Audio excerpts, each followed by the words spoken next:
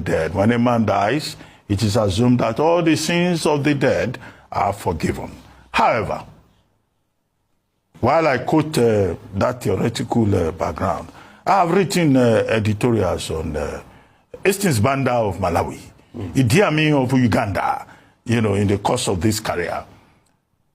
Sani Abacha, where we said it as it is, because we had no other option. But I think in the case of President Mohamad Buhari, who died yesterday, 1942, 17 December 1942 to 13 July 2025, it can be said that his legacy is of a mixed character. There are those who love him deeply. There are those who hate him as equally as possible. I think his career can be divided into three parts as follows. First, his military career. He was one of those young men, 70 of them, who joined the Nigerian Military Training Company in 1962, I think. He was 19 at the time.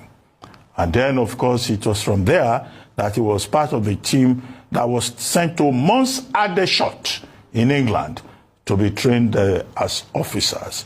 And then he returned as a second lieutenant. He was maybe 20, 21 at that time. And then, he became part of the Nigerian military. Now, key highlights of his career. During the counter coup of 1966, July counter coup, he was one of the officers who took part in that coup, removing Agunyi Nrusi from power. There are some people who will never forgive him for that. Now, when the Civil War began in 1967, he was in the 1st Division under the command of General Muhammad Shua, one of the finest officers ever to come from the northern part of Nigeria. From the 1st Division, he will later play a big role in the 2nd Division of the same military, and he was part of that team, the Civil War heroes who, well, kept Nigeria safe, kept Nigeria as one, as General General Yakubu Gowon will always say. That to go on with one Nigeria, is the mission.